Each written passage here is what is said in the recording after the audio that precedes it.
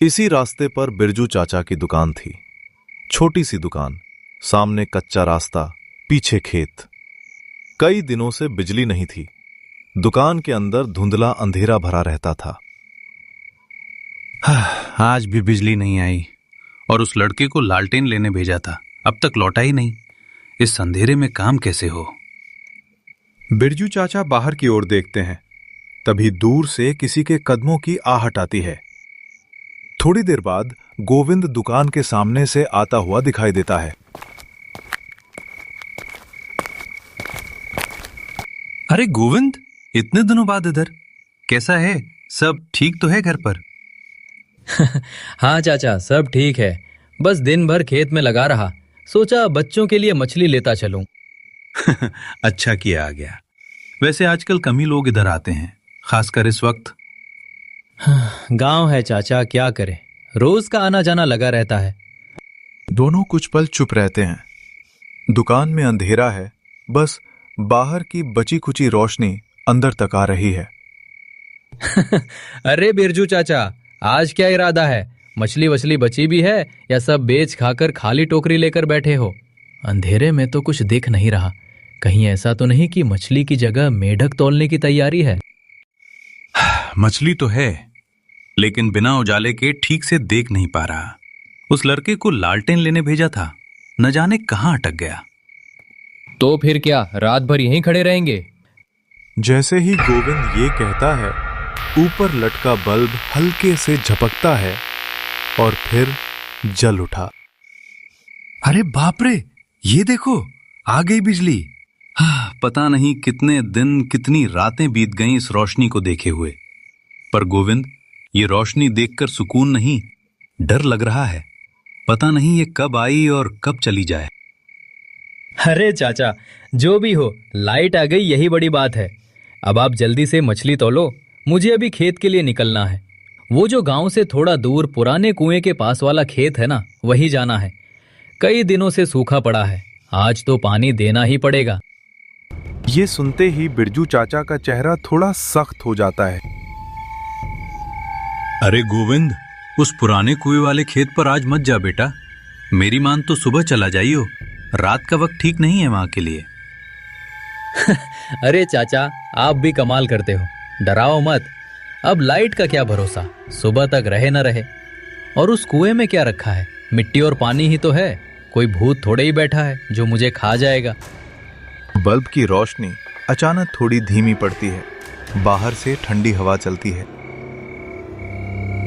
तुझे याद नहीं 2 साल पहले वहां क्या हुआ था?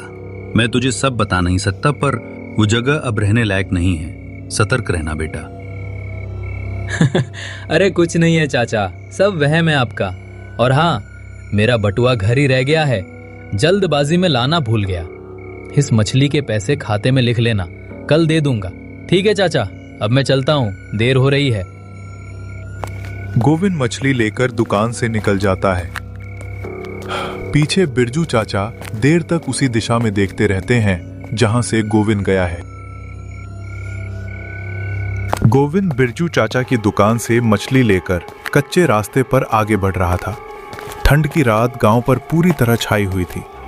चारों तरफ सन्नाटा था, बस उसके कदमों की धीमी आवाज उस खामोशी को तोड़ रही थी। रात शांत थी, लेकिन उस शांति में कुछ ऐसा था जो मन को बेचैन कर रहा था, मानो गांव की हवा ही किसी अनहोनी की आहट दे रही हो। कई दिनों बाद आज बिजली आई है, न जाने कब तक रहे, इसका कोई भरोसा नहीं। पहले घर जाकर ये मछली माधुरी को दे दूंगा, वो संभाल कर रख लेगी। उसके बाद सीधे खेत की तरफ निकलना है। अगर अभी पानी नहीं दिया तो फिर से अंधेरा छा जाएगा और फसल सूखी ही रह जाएगी। ठंड बढ़ती जा रही है, रास्ता भी खाली पड़ा है, देर करना ठीक नहीं। अपने ही ख्यालों में डूबा हुआ गोविंद चुपचाप चलता रहता है और कुछ ही पलों बाद वो अपने घर तक पहुंच जाता है। माधुरी, ओ माधुरी, मैं आ गया हूं, जरा बाहर आ जाना, एक काम है तुमसे। गोविंद ने 2-3 बार और आवाज लगाई, लेकिन घर के अंदर से कोई हलचल नहीं हुई। फिर बिना कुछ सोचे समझे हाथ में पकड़ी मछली संभालता हुआ वो धीरे धीरे घर के अंदर चला गया। उसी वक्त सामने से उसकी पत्नी निकल आई। क्या हुआ? इतनी देर से बाहर आवाज दे रहे थे, मैं घबरा ही गई थी। और आप यहाँ हाथ में क्या ले आए? मछली है, आते समय मिल गई, सोचा पहले घर आकर तुम्हें दे दूं। तुम इसे अंदर ले जाओ, अच्छे से साफ करके चढ़ा देना, तब तक मैं खेत जाकर पानी दे आता हूं। अभी खेत? रात भी हो चुकी है, ठंड भी बढ़ गई है। खेत कहीं भागे नहीं जा रहे, सुबह चले जाना। सुबह तक इंतजार नहीं कर सकते, आज कई दिनों बाद बिजली आई है। अगर अभी नहीं गया और रात में लाइट चली गई तो फिर पता नहीं कब आएगी। और वैसे भी फसल पानी के बिना सूख गया है। पर हर बार वो कुएं वाला खेत ही सबसे पहले क्यों? आज मेरा दिल बार बार मुझे रोक रहा है। मेरा यकीन मानिए, आज की रात कुछ ठीक नहीं लग रही। मत जाइए ना। तुम बेवजह डर जाती हो। मैं कोई जंगल नहीं जा रहा, अपना ही खेत है, बस पानी देकर सीधा लौट आऊंगा। डर बेवजह नहीं होता जी, कभी कभी बिना वजह ही मन भारी हो जाता है। देखो, तुम मछली बना लेना, मैं ज्यादा देर नहीं लगाऊंगा, बस इतना काम निपटा कर आ जाऊंगा। आज लाइट है तो इसका फायदा उठाना ही पड़ेगा, मोटर भी चालू करना है। आप हमेशा यही कहते हो, बस अभी आया, फिर पूरी रात आप खेतों पर काम करते रहते हो। अरे माधुरी, कुछ नहीं होगा, मैं खेतों में पानी देकर जल्द लौट आऊंगा। तब तक तुम खाना तैयार रखना, मैं लौट कर खाऊंगा। आपको जैसा ठीक लगे वैसा कीजिए, बस संभल कर जाना और देर मत करना। फावड़ी आपके पीछे ही रखा है।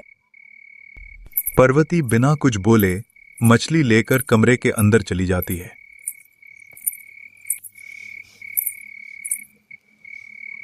और गोविंद वहां रखा अपना फावड़ा उठाता है और घर से बाहर निकल पड़ता है। वो अभी बस थोड़ा सा ही आगे बढ़ा होता है, घर की दहलीज से ज्यादा दूर नहीं गया होता, तभी पीछे से उसके दोस्त की आवाज आती है। अरे गोविंद, ओ गोविंद, जरा रुकना। अकेले अकेले कहाँ जा रहा है? जरा ठहर तो सही। अरे विकास, तुम यहाँ इस वक्त, इतनी रात में? हाँ, अभी घर की तरफ ही जा रहा था, तभी तुम्हें निकलते देखा। इस समय यूं अकेले जाते देखकर आवाज लगा दी। कहाँ का इरादा है? खेत की तरफ जा रहा हूँ। कई दिनों बाद आज बिजली आई है तो सोचा मौका निकलने से पहले पानी दे आऊं। दिन में तो बिजली रहती नहीं, और अगर आज भी छोड़ दिया तो फसल का हाल और खराब हो जाएगा। वैसे भी रात काफी हो गई है, लेकिन मन मान ही नहीं रहा था घर बैठने को। हाँ, ये बात तो सही है। आज बिजली आई है, इसका मतलब ये नहीं कि कल भी रहेगी। किसान के लिए यही समय सबसे भारी होता है, जब नींद भी आती है और काम भी बुलाता है। अकेले जा रहे थे क्या? हाँ, अकेले ही निकल पड़ा था। सच कहूं तो मन थोड़ा घबराया भी हुआ था, लेकिन खेत की चिंता उससे बड़ी लग रही थी। सोचा जल्दी पानी देकर लौट आऊंगा, ज्यादा देर नहीं लगाऊंगा। तो फिर चलो, मैं भी साथ चलता हूँ। 2 लोग रहेंगे तो रास्ता भी हल्का लगेगा और बात करते करते पता ही नहीं चलेगा कब खेत आ गया। हाँ, अच्छा किया जो मिल गए। अकेले चलने से अच्छा है कोई साथ हो। चलो फिर चलते हैं। गोविंद और विकास गांव की तंग गली से धीरे धीरे आगे बढ़ रहे थे। दोनों साथ साथ खेत की ओर चल पड़ते हैं। चारों तरफ सन्नाटा था, बस कहीं कहीं घरों के बाहर टंगी पीली बल्ब की रोशनी जमीन पर फैल रही थी। कुत्तों के भौंकने की भी आवाज नहीं थी, जैसे पूरा गांव किसी इंतजार में चुप हो गया हो। दोनों की चाल अपने आप धीमी थी और बात करते करते भी वे इधर उधर देखने लगे थे। इस वक्त गली का खाली होना थोड़ा अजीब लग रहा था। तभी सामने से एक बूढ़ा आदमी आता दिखाई दिया। उसे देखकर दोनों वहीं ठिठक गए। अरे गोविंद बेटा, इतनी रात में फावड़ा उठाए कहाँ का इरादा है तुम दोनों का? दादाजी, जो किए के पास खेत पड़ता है ना, वो जमीन अब मेरी हो गई है। आज कई दिनों बाद बिजली आई है, इसलिए वहीं जा रहा हूं। सोचा मौका रहते पानी दे आऊं।